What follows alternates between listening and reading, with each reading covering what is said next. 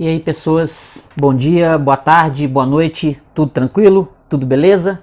Como é que está a situação aí de sua vida? Tudo em paz? Tudo bacaninha, diante das circunstâncias, diante do que nós vivemos no mundo? Legal mesmo? Tranquilo?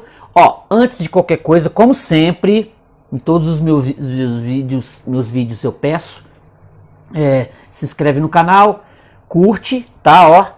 Se inscreve no canal, curte, tá? E comenta, beleza? O seu comentário é sempre muito bem-vindo, tranquilo? Hoje eu quero falar um pouquinho, né, disso aqui, dessa maravilha aqui, Submissão do escritor francês Michel Houellebecq. Michel Houellebecq, uma grande surpresa. Esse livro caiu na minha mão há uns 20 dias, eu comprei por aí, e o texto me chamou bastante a atenção de cara, né? Porque os caras aqui que fazem a análise, né, do livro, botam uma propaganda do livro. Eles escrevem aqui, né? Autor vencedor do prêmio Goncourt, uma sátira incisiva na tradição de Orwell e Huxley. Aqui, né? Se há qualquer um hoje em dia, não só na literatura francesa como na mundial, que reflita sobre a enorme mutação em curso que todos nós sentimos e não sabemos como analisar, esse escritor é Houellebecq, Emmanuel Carrière, Le Monde. Aí diz aqui, né? França 2022. Depois de um segundo turno acirrado, as eleições presidenciais são vencidas por Mohamed Ben Abs, o candidato da chamada Fraternidade Muçulmana. Carismático e conciliador, Ben Abs agrupa uma frente democrática ampla, mas as mudanças sociais no início imperceptíveis aos poucos se tornam dramáticas. François, que é o personagem principal aqui do livro, é um acadêmico solitário e desiludido, que espera da vida apenas um pouco de uniformidade. Tomado de surpresa pelo novo regime islâmico, ele se vê obrigado a lidar com essa nova realidade cujas consequências, ao contrário do que ele poderia esperar, não serão necessariamente desastrosas.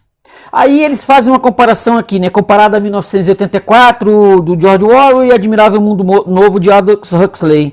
Submissão é uma sátira precisa e devastadora sobre os valores da nossa sociedade. É um dos livros mais impactantes da literatura atual. Esse livro é da editora Alfaguara.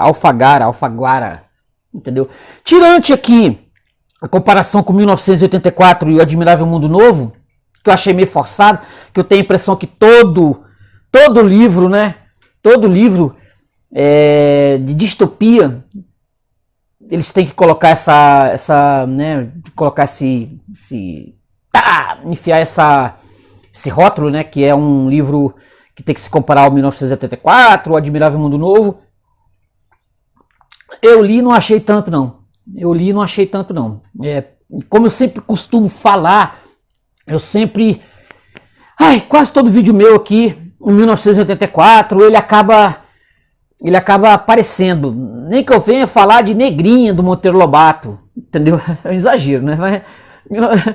Mas o 1984 ele paira igual um fantasma. E assim, quando o cara colocou aqui que ele é comparável ao 1984, já vamos dar uma olhada, porque que o negócio é bom. Se comparado a 1984. Mas aqui, é igual disse aqui na contracapa do livro. Esse tal de François, ele é um francês que ele é apaixonado por um escritor francês que eu particularmente não conhecia, um tal de Joris Karl Huysmans. Não conhecia, nunca tinha ouvido falar, entendeu? Não chegou aqui os ecos desse autor francês do século XIX aqui no Brasil. E ele é um cara de universidade, ele é um indivíduo de universidade, fazendo doutorado, e a especialidade dele é esse escritor francês. Então o livro, ele vai passando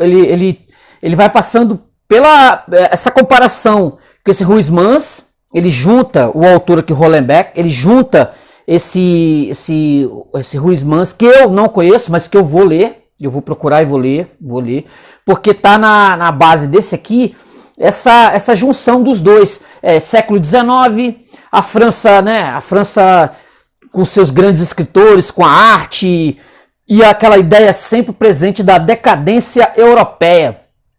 A ideia sempre presente que eu, quando eu estive na França em 2014, eu percebi sem ter lido um negócio medíocre. A França, Paris, a França em si é um grande museu. É um grande museu a céu aberto. É como se fosse o Museu do Louvre, só que é uma cidade com nome com placas, com nomes de escritores, personalidades. Você anda por todos os cantos da França e são museus para cá, museus para lá. Você anda, você vai no Louvre, você vai com estátuas para todo lado. A França particularmente, onde eu andei, ela dá um sinal absurdo de decadência. É um negócio incrível, é como se tivesse parado no tempo. Eles montaram um museu para ganhar dinheiro. Eu não sei como é que tá agora com essa pandemia, mas na época que eu fui, é uma macumba para turista. É você montar uma cidade inteira, de uma ponta a outra, ela no seu quadrado, só para turista. Quer dizer, você faz uma... E eu bobear a França toda, porque eu tive a oportunidade de ir para outros cantos, Normandia, e ela se gira, ela se movimenta justamente para isso. E eu senti um forte impacto dessa decadência que é falada aqui no livro, E aí, por tabela, a decadência europeia aqui no século XX inteiro, o próprio Nietzsche, que é citado aqui, ele já enxergava essa decadência no século XIX. Olha que no próprio autor aqui, e coloca aqui a França e a Europa em si, eles estavam produzindo pra caramba, e eles já tinham o eco desse passado. O próprio Nietzsche falava desse passado imenso, dessa imensidão de passado, desse olhar para trás, desse caranguejo, né, que o Nietzsche fala, desse caranguejo que era a Europa, toda voltada para trás. Aí acontece a Primeira Guerra Mundial, a Segunda Guerra Mundial, que destroça de vez o ideário democrático, né, com o tal do Hitler. Com a Primeira Guerra Mundial, a Segunda Guerra Mundial, vem o Hitler e ele, naquele fanatismo louco dele, ele enxerga essa decadência europeia, decadência inglesa, decadência francesa, e começa a bater e a tomar os países europeus, assim, ó, pum, pum, pum, num pino. Entendeu? Por quê? Por conta dessa moleza, dessa falta de vontade do europeu. E o francês também. É incrível você ler o livro aqui, você vê esse François e perceber meu Deus, que vidinha!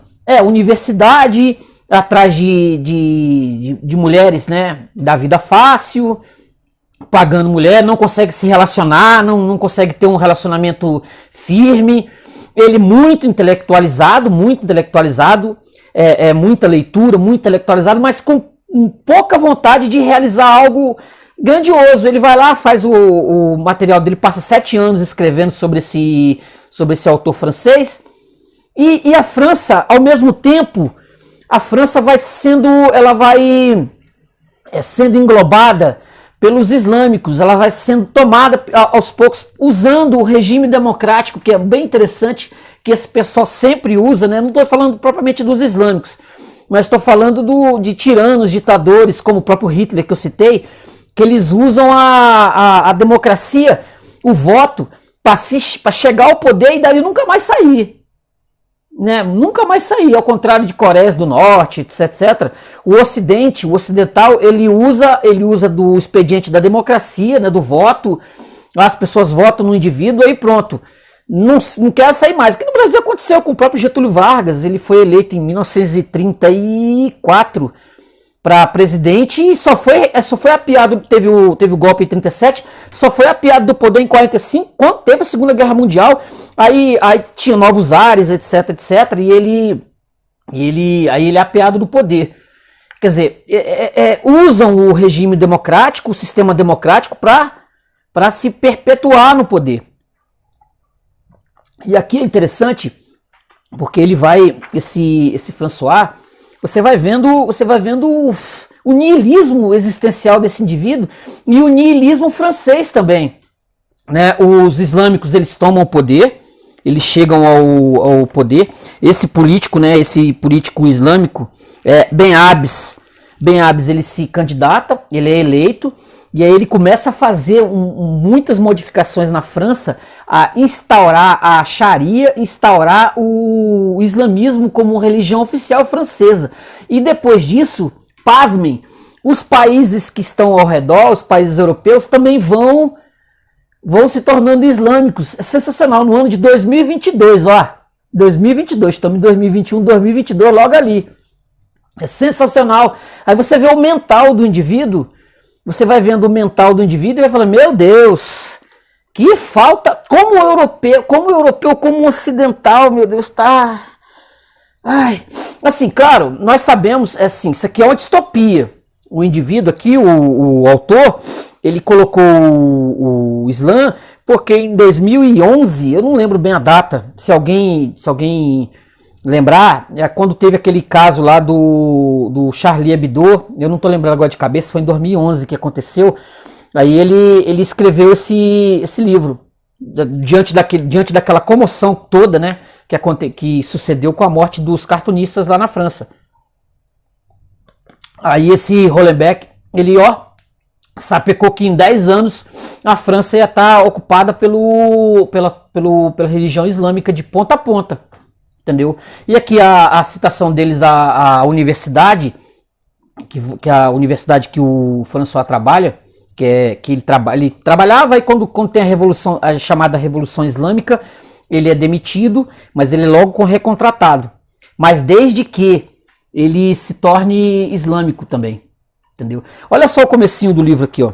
Eu acho muito, ó. Olha só como é que a primeira linha do livro, ó. Durante todos os anos de minha triste juventude, já começa bem, hein? Durante todos os anos da minha triste juventude, já começa bem. Que ele vai falar que o Huysmans foi um companheiro, um amigo, o autor, ele era o Huysmans para cima e para baixo. Eu tive lá em Branco e Preto como autor favorito o Nietzsche. Primeiro foi a Bíblia, depois o Nietzsche, né? A gente usa muito esses autores de muleta, né? Por exemplo, o Nietzsche eu usei de muleta. Olha só a crítica que o autor faz aqui, é uma coisa bem interessante, ó. Os estudos universitários no campo das letras não levam, como se sabe, praticamente a nada, a não ser para os estudantes mais dotados a uma carreira de ensino universitário no campo das letras. Em suma, temos a situação um tanto cômica de um sistema sem outro objetivo, além de sua própria reprodução, acompanhado por taxa de não aproveitamento superior a 95%. Esses estudos, no entanto, não são nocivos e podem até apresentar uma utilidade marginal. Uma moça que procure um emprego de vendedora na Celine ou na Hermès deverá naturalmente e em primeiríssimo lugar cuidar de sua aparência. Mas uma graduação ou um mestrado em letras modernas poderá constituir um trunfo secundário que garanta ao patrão, na falta de competência mais aproveitáveis, uma certa agilidade intelectual que pressagie a possibilidade de uma evolução na carreira. A literatura, além do mais, vem desde sempre acompanhada de uma conotação positiva no ramo da indústria do luxo. Aqui no Brasil, eu já fiz até vídeos falando que o Brasil foi tomado por uma quantidade enorme de diplomas, né? Todo mundo procurando seu diploma, todo mundo procurando carreira universitária. Todo brasileiro carreira universitária porque propicia a você ter condições de um salário melhor. O brasileiro ele é tirado daquela função do como é que é, estudo técnico, né? Aprender a mexer com instalação elétrica, hidráulica, né? Essas coisas são postas como se fosse de segundo escalão, mas primeiro você tendo um diploma. Você vai ser alguém. Você vai ser alguém se você tiver um diploma. E essa coisa já vem, não é de agora não. Essa ideia do diploma, do sujeito ser doutor, ela vem de Gilberto Freire que sabe. entendeu? Até tentaram dar bacharelado para índio em 1600 de poeirada, os jesuítas. Vem de longe. O brasileiro adora um diplominha para dizer que é doutor, para dizer que tem um anel, para dizer que tem um anel do doutor, entendeu? E ser funcionário público, hein? Ser funcionário público. Isso eu já falei, né, N vezes, porque é só o Estado que dá condições para o indivíduo, né, para ele ganhar um salário interessante e se perpetuar, não ser mandado embora de trabalho, entendeu? Nenhum. É desse jeito que a coisa funciona.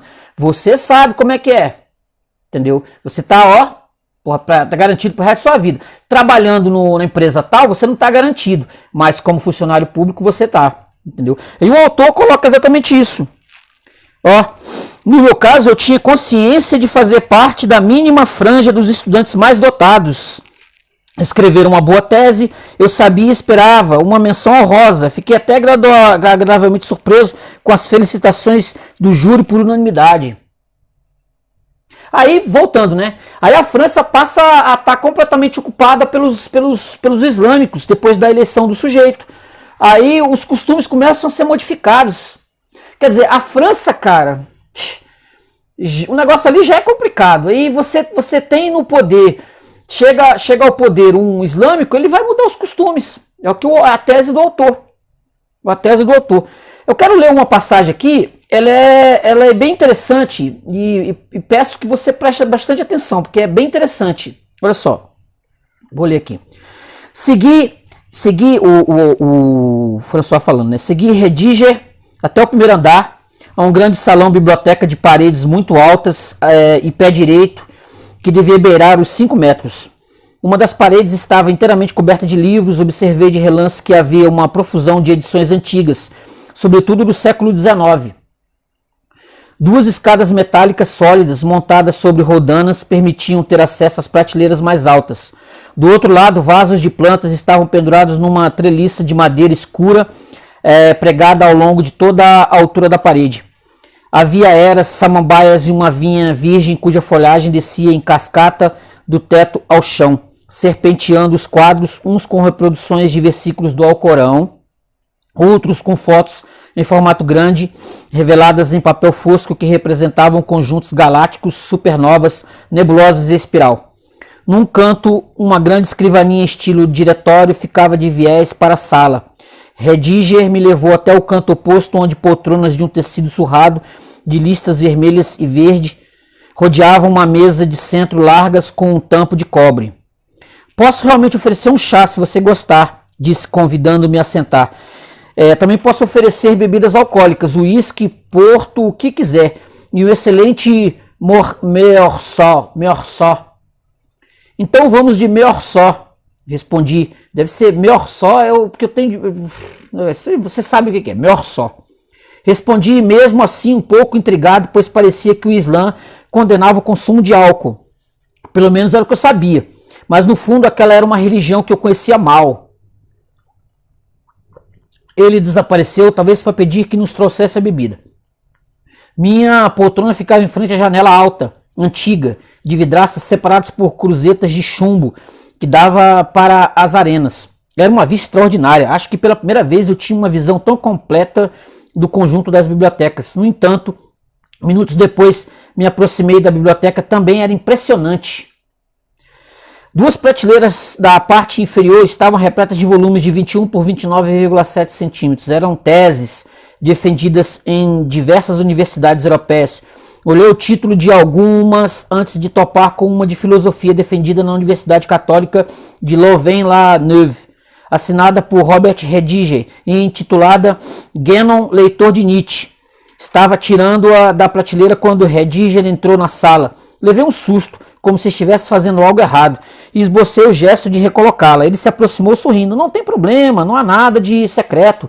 E além disso, a curiosidade em relação ao conteúdo de uma biblioteca para alguém como você é quase um dever profissional. Aproximando-se mais, viu o título do volume. Ah, você encontrou minha tese.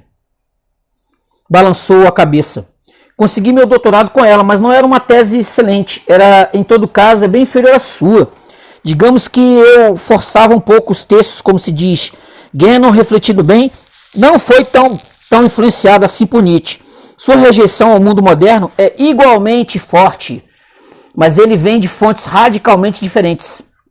Com toda certeza, hoje eu não a faria da mesma maneira. Também tem a sua. Prosseguiu, tirando da prateleira outro volume mimeografado. Você sabe que se conservam 5 exemplares nos arquivos da universidade. Bem, levando em conta o número de pesquisadores que se apresentam todo ano para consultá-los, pensei que eu podia me apropriar de uma. Mal conseguia escutá-lo, estava à beira do colapso. Fazia quase 20 anos que não me via em presença de Joris Karl Huysmans ou a saída do túnel. A grossura do volume era inacreditável, quase constrangedora. Eram, lembrei-me num lampejo, 788 páginas. Caramba, hein? Afinal, eu dedicara 7 anos de minha vida a isso. Eita. Com minha tese ainda na mão, ele voltou para a poltrona. Foi realmente um trabalho fantástico, insistiu. Ele me fez pensar muito no jovem Nietzsche, de O Nascimento da Tragédia. Você está exagerando. Não creio. O Nascimento da Tragédia também era uma espécie de tese. E nos dois casos há essa inacreditável prodigalidade, essa profusão de ideias projetadas nas páginas, sem a menor preparação, que tornam o texto, a bem da verdade, quase ilegível. O que é surpreendente, diga-se passagem, é que você tenha insistido nesse ritmo por quase 800 páginas. A partir das considerações inatuais, Nietzsche se acalmou, compreendeu que não é possível infligir ao leitor uma quantidade exagerada de ideias, que é preciso transigir, deixá-lo retomar fôlego. Você também, em vertigens dos neologismos, teve a mesma evolução, e o livro ficou mais acessível. A diferença é que depois Nietzsche continuou. Aí ele responde, eu não sou o Nietzsche. Não, você não é o Nietzsche, mas é alguma coisa interessante. E me desculpe a brutalidade, é alguma coisa que eu quero. É melhor colocar logo as cartas na mesa, pois você já entendeu. Desejo convencê-lo a retomar seu posto docente na Universidade Paris-Sorbonne, que eu dirijo. Nesse momento, a porta se abriu, o que me evitou ter de responder. Uma mulher de uns 40 anos, gordinha e de jeito bondoso, apareceu trazendo uma bandeja na qual estavam dispostos pastéisinhos quentes e um balde de gelo contendo a prometida garrafa de Meursault. Esta é Malika, minha primeira esposa, disse quando ela saiu. Hoje você parece fadada a encontrar minhas esposas. Casei com ela quando ainda estava na Bélgica. Pois é, sou de origem belga. Aliás, continuo a ser belga. Nunca me naturalizei, embora faça 20 anos que esteja na França. Os pastéisinhos quentes estavam uma delícia. Condimentados, mas não muito, e reconheci o sabor do coentro. O vinho era sublime. Acho que não se fala o suficiente do Meursault, comentei entusiasmado. O Meursault é uma síntese, é como se fosse muitos vinhos dentro de um só, você não acha? Minha vontade era falar de qualquer coisa, menos do meu futuro universitário, mas não alimentava ilusões. Ele ia voltar ao assunto. Voltou depois de um tempo decente de silêncio. É bom que tenham aceitado supervisionar essa edição da Pleiade. Afinal, é algo evidente, legítimo e bom. Quando Lacan me falou disso, o que eu podia responder? Responder que era uma escolha natural, uma escolha legítima, e que era também a melhor escolha. Vou lhe falar muito francamente, com exceção de Ginhar, é verdade que até agora eu não consegui contar com a colaboração de professores realmente respeitados que se beneficiam de uma verdadeira estatura internacional. Bem, está longe de ser algo dramático, a universidade acaba de abrir, mas o fato é que na nossa conversa, eu é que estou mais na posição de pedinte. Não tenho muito a lhe oferecer. Quer dizer, sim, no plano financeiro tenho muito a lhe oferecer. Você bem sabe, e afinal tudo isso também conta. Mas no plano intelectual, esse posto na Sorbonne, que é a universidade, é menos prestigioso que a supervisão de uma edição da Pleiade. Tenho consciência disso, mas posso pelo menos me comprometer a título pessoal, não deixar quase que perturbem seu verdadeiro trabalho. Você só deverá assumir cursos fáceis, cursos de auditório para o primeiro e segundo anos. A assistência aos doutorandos, sei que é desgastante, eu mesmo já fiz muito isso e será poupada. Posso perfeitamente dar um jeito no plano estatutário. Ele se calou e tive a nítida impressão de que esgotaram um primeiro estoque de argumentos. Deu um primeiro gole no Meursault, eu me servi de uma segunda taça. Acho que nunca tinha me acontecido de me sentir assim tão desejável. O mecanismo da glória, Interessante isso aqui. O mecanismo da glória é penoso. Talvez minha tese fosse mesmo tão genial quanto ele alegava. Para falar a verdade, eu mal me lembrava dela. As reviravoltas intelectuais que eu tinha dado na época de minha primeira juventude me pareciam muito distantes. O fato é que eu me beneficiava de uma espécie de aura, quando, na verdade, eu agora aspirava apenas a ler um pouco, a me deitar às 4 da tarde, com um maço de cigarros e uma garrafa de bebida forte, mas também devia reconhecer que nessa toada eu ia morrer. Morrer depressa, infeliz e só. E será que eu tinha vontade de morrer depressa, infeliz e só? Em última análise, mais ou menos. Aquilo que eu falei da decadência.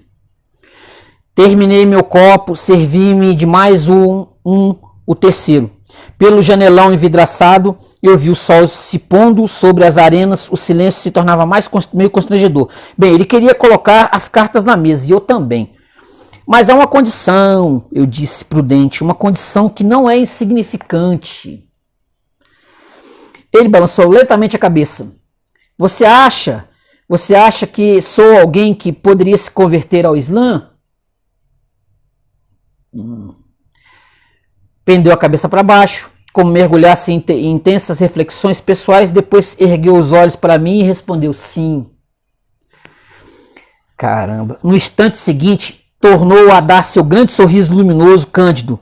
Era a segunda vez que eu era blindado com esse sorriso. O choque foi um pouco menos intenso, mas ainda assim seu sorriso continuava a ser tremendamente eficaz. De qualquer maneira, agora cabia a ele falar. Engoli um depois do outro, 2 pastezinhos já mornos.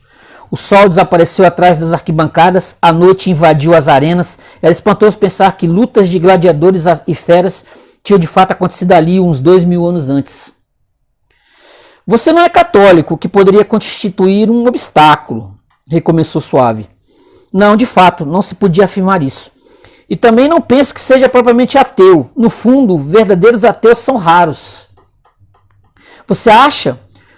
Ao contrário, eu tinha a impressão de que o ateísmo era universalmente difundido no mundo ocidental. Ao meu ver, ele é superficial. Os únicos verdadeiros ateus que encontrei eram revoltados. Não só se contentavam em verificar friamente a inexistência de Deus, como recusavam essa existência à maneira de Bakunin.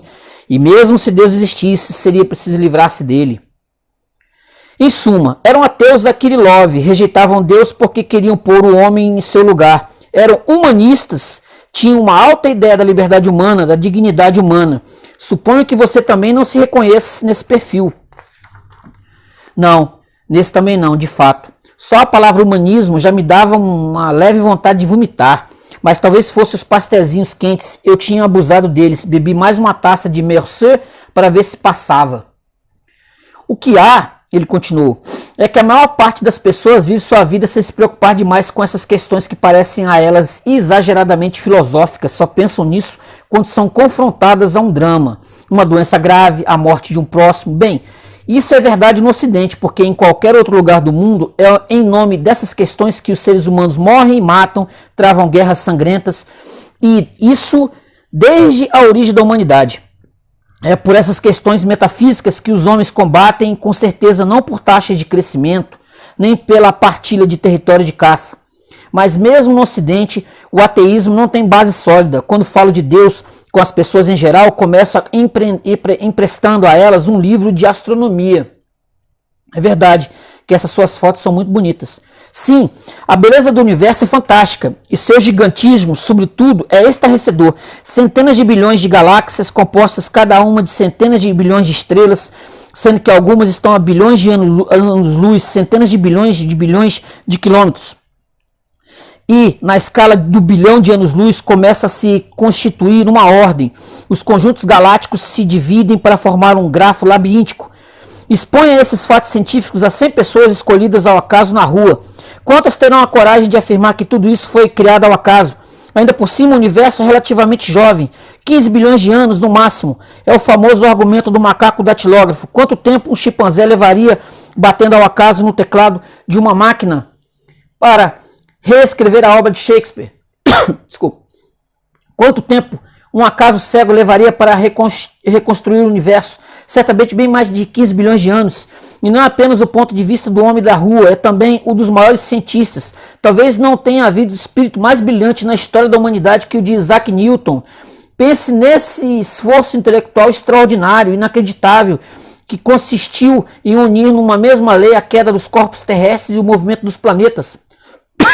Pois bem, Newton acreditava em Deus, acreditava firmemente, a tal ponto que dedicou seus últimos anos de vida a estudos de exegese bíblica, o único texto sagrado que lhe era realmente acessível. Einstein tampouco era ateu, embora a natureza exata de sua crença seja mais difícil de definir. Mas quando objeta a Bohr que Deus não joga dados, não está brincando. Parece-lhe inconcebível que as leis do universo sejam governadas pelo acaso. O argumento do Deus relojoeiro, que Voltaire julgava irrefutável, permaneceu tão forte como no século XVIII, até ganhou impertinência à medida que a ciência tecia laços cada vez mais estreitos entre a astrofísica e a mecânica das partículas. No fundo, não é até um pouco ridículo ver essa criatura frágil, vivendo num planeta anônimo de um braço distante de uma galáxia ordinária, erguer-se sobre suas patinhas e proclamar: Deus não existe? Bem, me desculpe, sou muito prolixo.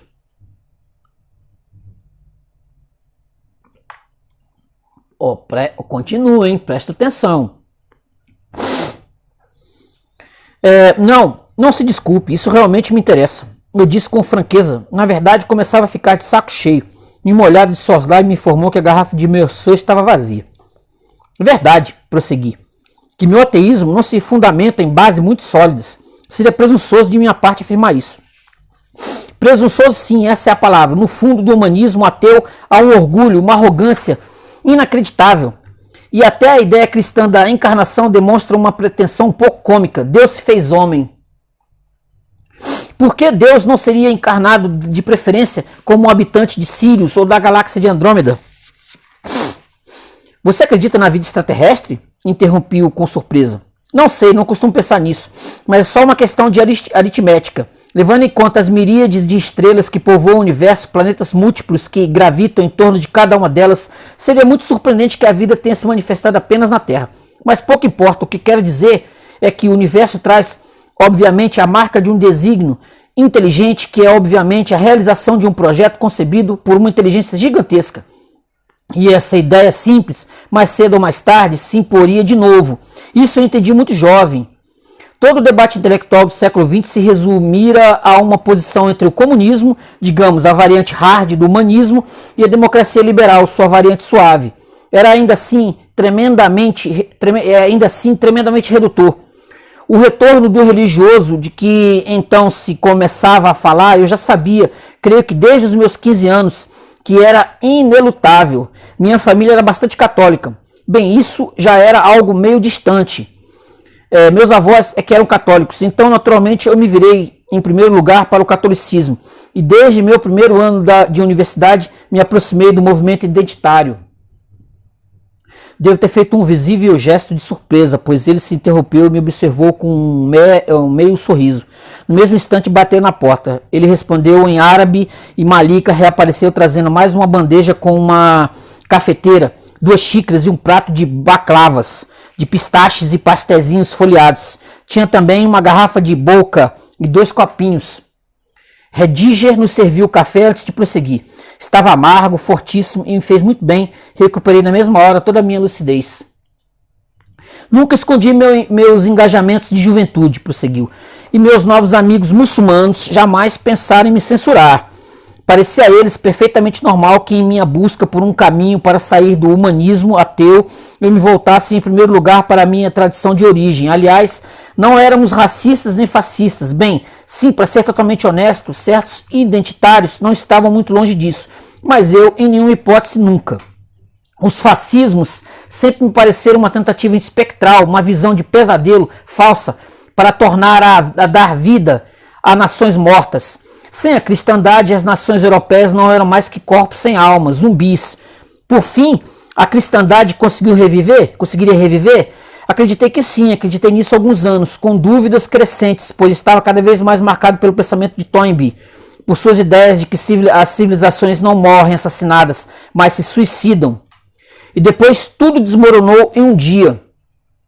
Para ser mais preciso, no dia 30 de março de 2013. Lembro que era o fim de semana de Páscoa. Na época eu vivia em Bruxelas e ia de vez em quando tomar uma bebida no bar do Metrópole. Sempre gostei do estilo Art Nouveau. Há coisas magníficas em Praga ou em Viena. Há também certos prédios interessantes em Paris ou Londres. Mas para mim, errado ou certo, o apogeu da decoração da Art Nouveau era o Hotel Metrópole de Bruxelas e mais ainda seu bar. Na manhã de 30 de março, eu por acaso passava em frente dali e vi um pequeno cartaz anunciando que o bar do Metrópole fecharia definitivamente as portas naquela noite. Fiquei pasmo. Fui falar com os garçons. Eles confirmaram, não sabiam as razões exatas do fechamento. Pensar que até então era possível pedir sanduíches e cervejas, chocolates vienenses e doces cremosos naquela obra-prima absoluta da arte decorativa, que era possível viver a vida cotidiana, cercado pela beleza, e que tudo aquilo ia desaparecer de uma só vez em pleno coração da capital da Europa. Sim, foi nesse momento que entendi. A Europa já cometera seu suicídio. Como leitor de Huysmans, você certamente ficou tão agastado quanto eu com seu pessimismo inveterado, suas imprecações repetidas contra as mediocridades de seu tempo. E olhe que ele vivia numa época em que as nações europeias estavam em seu apogeu à frente de imensos impérios coloniais e dominavam o mundo. Numa época extraordinariamente brilhante, tanto do ponto de vista tecnológico, as estradas de ferro, a luz elétrica, o telefone, o fonógrafo, as construções metálicas de Eiffel, como do ponto de vista artístico, aí há realmente nomes demais para citar, seja na literatura, na pintura, na música. Eu tinha falado sobre isso. Obviamente, ele tinha razão, e até do ponto de vista mais restrito da arte de viver, a degradação era considerável. Ao aceitar um baklava que Rediger me oferecia, lembrei-me de um livro que eu lera anos antes, dedicado à história dos bordéis. Na iconografia da obra havia a reprodução do prospecto de um bordel parisiense da Belle Époque. Eu senti um verdadeiro choque ao verificar que certas especialidades sexuais propostas por Mademoiselle Hortense não me evocavam absolutamente nada. Eu não via nem de longe o que poderiam ser a viagem em terra amarela, nem o sabonete imperial russo. A lembrança de certas práticas sexuais tinha assim no século desaparecido da memória do homem. Um pouco como desapareciam certas atividades artesanais, tais quais as dos tamanqueiros ou dos carrilhoneiros. Como, na verdade, não aderir à ideia da decadência da Europa? Essa Europa que estava no auge da civilização humana realmente se suicidou no espaço de alguns decênios, continuou Rediger, com tristeza. Ele não tinha acendido a luz, a sala só estava iluminada pelo abajur que havia em sua mesa. Houve em toda a Europa os movimentos anarquistas e nihilistas, o apelo à violência, a negação de qualquer lei moral. E depois, alguns anos mais tarde, tudo terminou por essa loucura injustificável da Primeira Guerra Mundial. Freud não se enganou, Thomas Mann também não. Se a França e a Alemanha, as duas nações mais avançadas, mais civilizadas do mundo, eram capazes de se entregar a essa carnificina insensata, então era porque a Europa estava morta. Portanto, passei aquela última noite no Metrópole até seu fechamento. Voltei para casa a pé, atravessando a metade de Bruxelas, margeando o bairro das instituições europeias. Essa fortaleza lúgubre, cercada de casebres. No dia seguinte fui ver um imã em Zaventem. E no outro dia, segunda-feira de Páscoa, em presença de umas 10 testemunhas, pronunciei a fórmula ritual da conversão ao Islã.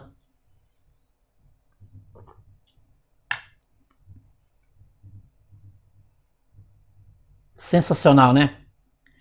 Sensacional. Mas a cereja do bolo, a cereja que falta para tudo isso. Eu não tinha certeza de partilhar seu ponto de vista sobre o papel decisivo da Primeira Guerra Mundial. Sem dúvida. Foram uma carnificina indesculpável, mas a guerra de 1870 já era razoavelmente absurda, pelo menos na descrição de Huysmans. E já depreciara seriamente toda forma de patriotismo. As nações em seu conjunto não passavam de uma absurdidade assassina, e isso todos os seres humanos um pouco conscientes tinham provavelmente percebido desde 1871. Daí decorriam, parece-me, o niilismo, o anarquismo e todas essas porcarias. Quanto às civilizações mais antigas, eu realmente não estava informado. A noite caíra sobre a pracinha das Arenes de Lutèce. Os últimos turistas tinham desertado o lugar. Os raros postes de luz espalhavam sobre as arquibancadas uma claridade fraca. Certamente os romanos tiveram a sensação de ser uma civilização eterna. Logo antes da queda de seu império, teriam eles também se suicidado? Roma foi uma civilização brutal, competente ao extremo no plano militar. Uma civilização cruel também, em que as distrações propostas à massa eram combates mortais entre homens ou entre homens e feras. Teria havido entre os romanos um desejo de desaparecer uma falha secreta? Rediger com certeza tinha lido Gibbon, ou outros autores do gênero, de quem eu conhecia no máximo o nome, e não me sentia em perfeitas condições de sustentar a conversa.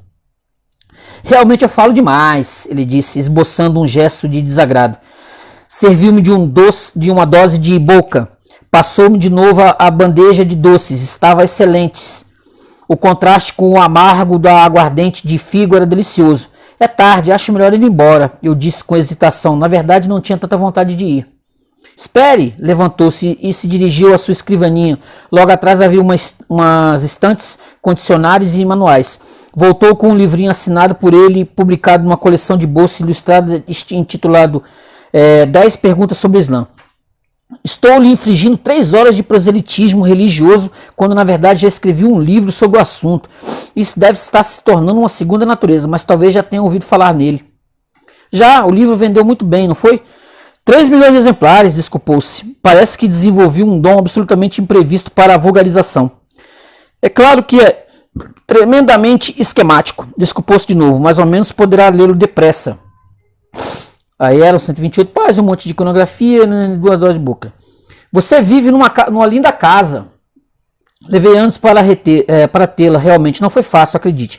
Ele se inclinou na cadeira e dessa vez tive a impressão pela primeira vez desde a minha chegada de um real abandono. O que ia me dizer agora era importante para ele, não havia a menor dúvida. Evidentemente não é Paul que me interessa. Quem pode se interessar por Paul? Mas para mim é uma felicidade de todo instante viver na casa onde Dominique Auri escreveu Histoire do, pelo menos onde vivia o amante por cujo amor ela escreveu esse livro. É um livro fascinante, não acha? Eu era da mesma opinião. Histoire do, em princípio, tinha tudo para me desagradar. As fantasias expostas me repugnavam e o conjunto era de um quiche exibicionista. O apartamento da Ile Saint-Louis, o palacete do Faubourg Saint-Germain, Sir Steve, em suma, tudo aquilo era de encher completamente o saco. Pouco importa, o livro era perpassado por uma paixão e por um alento que me arrastavam tudo. É a submissão, disse suavemente Rediger. A ideia assombrosa e simples, jamais expressada antes com essa força, de que o auge da felicidade humana reside na submissão mais absoluta. É uma ideia que eu hesitaria em expor perante meus correligionários, que eles talvez julgassem blasfematória, mas para mim há uma relação entre a absoluta submissão da mulher ao homem, tal como descreve Histoire do, e a submissão do homem a Deus, tal como o encara o Islã. Veja bem, continuou, o Islã aceita o mundo, aceita-o em sua integralidade, aceita o mundo como ele é, para falar como Nietzsche. O ponto de vista do budismo é que o mundo é dukkha, inadequação, sofrimento. O próprio cristianismo manifesta sérias reservas. Satanás não é qualificado como príncipe desse mundo. Para o Islã, ao contrário, a criação divina é perfeita, é uma obra-prima completa. No fundo, o que é o Alcorão senão um imenso poema místico de louvação ao Criador e de submissão às suas leis. Em geral, não aconselho as pessoas que desejam se aproximar do Islã começar pela leitura do Alcorão, a não ser, é claro, se quiserem fazer o esforço de aprender árabe e mergulharem no texto original. Aconselho-as, em vez disso, a escutar a leitura das suratas, repeti-las, sentir sua respiração e seu alento. O Islã é, afinal, a única religião que proibiu qualquer tradução no uso litúrgico, porque o Alcorão é inteiramente composto de ritmos, de rimas, de refrões, de assonâncias. Reposa nessa ideia, na ideia de base da poesia, de união da sonoridade com o sentido que permite expressar o mundo. Houve mais um gesto de desculpa, penso que ele fingiu estar um pouco constrangido com o próprio proselitismo, ao mesmo tempo devia estar mais que consciente de que já apresentara esse discurso a inúmeros professores que desejava convencer. Supunho que a observação sobre a recusa de tradução do Alcorão, por exemplo, acertara na mosca no caso de Jinhá. Esses especialistas de literatura medieval costumam ver com maus olhos a transposição em francês contemporâneo do objeto de sua devoção, mas afinal de contas, surrados ou não, ainda assim seus argumentos conservavam toda sua força, e eu não podia deixar de pensar em seu modo de vida. Uma esposa de 40 anos para a cozinha, uma de 15 anos para outras coisas. Talvez ele tivesse uma ou duas esposas de idade intermediária, mas eu não via como lhe fazer essa pergunta. Dessa vez me levantei decidido para me despedir. Agradeci-lhe pela tarde apaixonante, que aliás se prolongara pela noite. Ele me disse que passara também um excelente momento, enfim. Houve uma espécie de invectiva de cortesia na soleira da porta, mas nós dois estávamos sendo sinceros. Sensacional, hein? Para meditar. Assim, tem uma, assim, as mulheres ocidentais, elas conseguiram por meio do feminismo sua independência, né? No Islã não tem isso. O homem, ele é suficientemente rico para ter 2, 3 esposas e deixar a mulher em casa. Tem até uma passagem aqui que fala, que é bem interessante, que conta como um sujeito está num trem, o François vê um muçulmano. O muçulmano tem 2 esposas, deve ter o quê? 15, 16 anos de idade, bem bobinhas. É assim, mas elas são, como é que se diz, tomadas de ouro, né, dos pés à cabeça, não tem do que reclamar. Será que alguma ocidental, mesmo sendo coberta de ouro, o marido dando tudo para ela não vai querer deixar de trabalhar? De ter seu próprio dinheiro? De ser ocidentalizada? Com os muçulmanos não tem isso não. A mulher é dentro de casa. Ele vai dar toda assistência e a mulher não vai nem se bobear, nem estudar. Tem aí algumas vertentes dos muçulmanos que querem ocidentalizar as mulheres, mas assim, eu não sei o suficiente para dizer que isso realmente vai à frente lá dentro. Mas se aqui o processo aqui, exatamente isso. Tem até passagens aqui que eu não vou mais me colocar, porque já foi longa a leitura. Mas eu aconselho a procurar esse livro, Submissão. Eu aconselho, vale bastante a pena ler. É uma distopia, tá, gente? É uma distopia. 2022, o autor colocou em 2022. Não colocou muito distante, colocou logo agora, 2022, que a Europa inteira foi tomada pelos muçulmanos de forma democrática, como eu falei. Não foi golpe, tá? De forma democrática. Vale bastante a pena. Ó, a edição é caprichada, bem bonita, para você ter na sua estante, né? Uma hora você quiser, né, se dispor ali, vale a pena. Ó, eu não dei muito spoiler, porque vale a pena você ver as nuances, como a coisa vai acontecendo, como a França e a Europa, como eu estou repetindo, vai se tornando muçulmana, beleza? Ó, o vídeo já ficou bem longo, né? E eu tô correndo exatamente por isso que o vídeo ficou bem longo. Tranquilo? Se você chegou aqui, ó, curte o vídeo, se inscreve no canal, comenta, beleza? Paulo, do canal Paulo da Arma. Beleza, gente? Obrigado, hein? Até a próxima. Tchau.